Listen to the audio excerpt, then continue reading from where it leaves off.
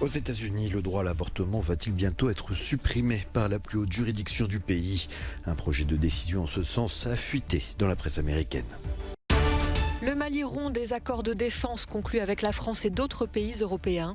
Une étape de plus dans les tensions croissantes entre Paris et Bamako. Nouvelle attaque contre Odessa, Louhansk et Donetsk bientôt annexés à la Russie selon Washington. Le point sur le terrain en Ukraine.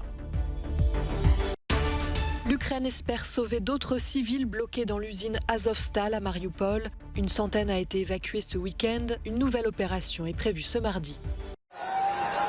C'est un coup de tonnerre pour les défenseurs du droit à l'avortement aux États-Unis.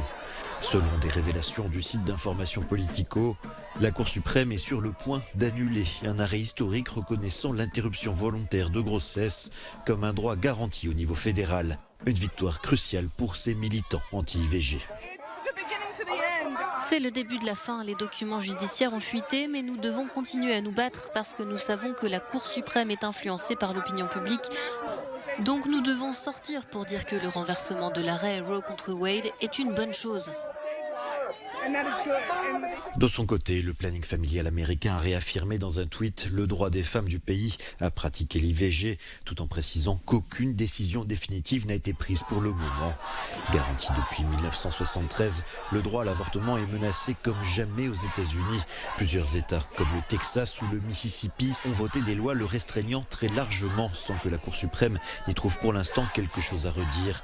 Une cour largement remaniée par Donald Trump, qui compte désormais 6 juges conservateurs sur 9 magistrats.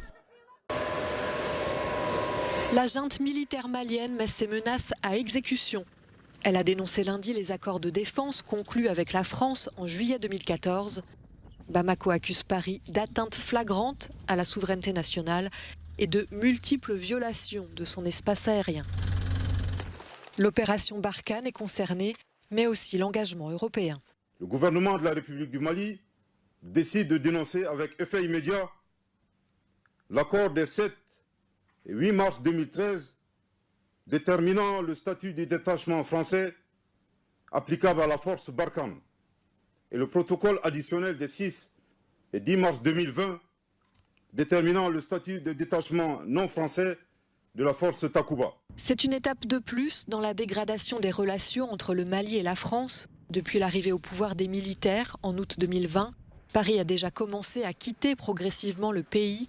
L'opération de retrait doit durer entre 4 et 6 mois.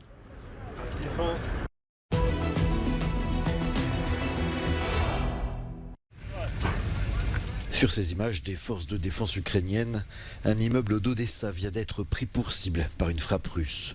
Selon les autorités locales, une personne a trouvé la mort, un jeune homme de 15 ans retrouvé dans les décombres. Relativement épargné jusqu'à présent, Odessa, ville russophone, considérée comme un centre culturel majeur tant par les Ukrainiens que par les Russes, a été plusieurs fois attaquée ces dernières semaines et Kiev craint que le port puisse être le nouvel objectif du Kremlin. Plus à l'est, à Louhansk, les combats continuent. Les autorités locales ont publié une vidéo montrant une école en train de brûler après avoir été bombardée dans cette ville du Donbass. Pour Washington, Louhansk et Donetsk pourraient bientôt être rattachés à la Russie.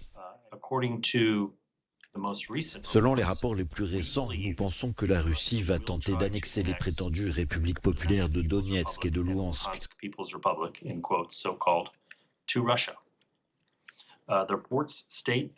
Les rapports indiquent que la Russie prévoit d'organiser des référendums sur l'adhésion à la Russie à la mi-mai. Dans la région de la capitale ukrainienne, les habitants reconstruisent. Les zones au nord de Kiev ont été bombardées et occupées par les troupes russes il y a tout juste un mois. Depuis leur départ, les habitants s'emploient toujours à rétablir les services de base. Ce lundi, le ministre danois des Affaires étrangères s'est rendu à Kiev pour la réouverture de l'ambassade de Copenhague dans la capitale ukrainienne. La Suède devrait faire de même mercredi et Washington d'ici la fin du mois.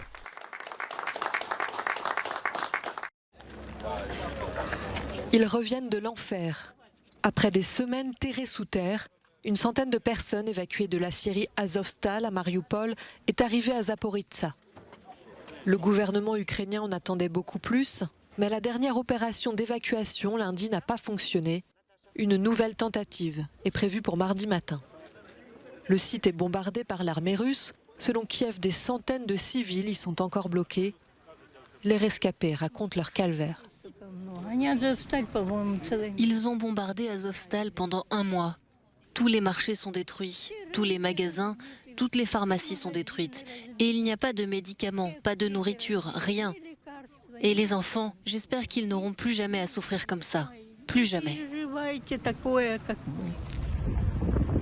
La Syrie Azovstal est la dernière poche de résistance ukrainienne à Mariupol. Des soldats y combattent encore, mais la ville portuaire dévastée est presque entièrement sous contrôle russe. Environ 130 000 personnes survivent dans les décombres, comme elles le peuvent. Des séparatistes pro-russes montrent même des témoignages de civils qui retournent dans leur maison, ou dans ce qu'il en reste. La plupart ne sont que des ruines. Vous savez, la maison, c'est la maison. Elle est peut-être endommagée, mais j'ai mes propres cuillères, fourchettes et assiettes ici. Qui a besoin de moi? Si je vais quelque part, il faut que j'emporte quelque chose. Je n'irai pas loin avec ma retraite. On ne prévoit pas de partir. D'autres voudraient fuir, mais n'y parviennent pas. C'est terrible chez nous. Nous n'avons plus de maison, plus de ville. Nous sommes partis samedi pour aller à Vassilivka, mais on n'a pas pu aller plus loin à cause des combats. Selon l'armée ukrainienne, la Russie retire des troupes de Mariupol pour les redéployer dans le Donbass. La bataille est ici terminée. D'interminables files d'attente devant les stations-service. Nous sommes en Ukraine, près de Kiev. Dans la capitale et dans plusieurs autres villes, l'essence est depuis le début de la guerre une denrée rare. Et la situation est loin de s'améliorer. Des stations ont dû fermer faute de carburant. Celles qui restent ouvertes limitent les achats à 10 litres par conducteur.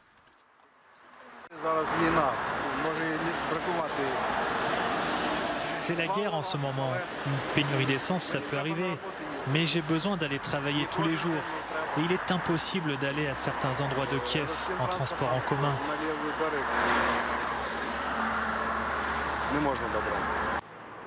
Les Ukrainiens redoutent également une importante hausse des prix, alors que le Parlement s'apprête à augmenter les taxes.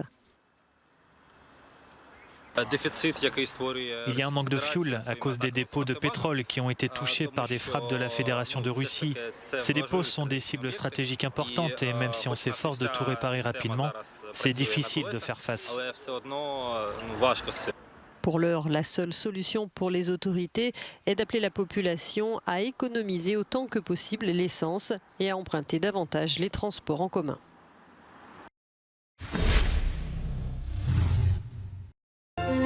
Adrienne Blake Mitchell et Andrea Lasakova ont été attirés à Saint-Pétersbourg comme de nombreux danseurs de ballet par l'histoire et la prééminence qui lui est donnée en Russie.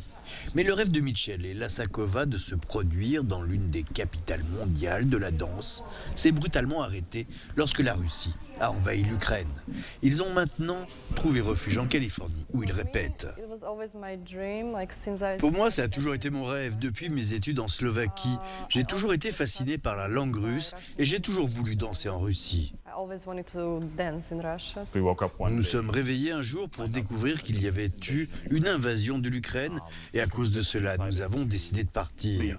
Nous avons pris une voiture jusqu'à la frontière entre la Russie et l'Estonie et nous avons traversé le pont à pied.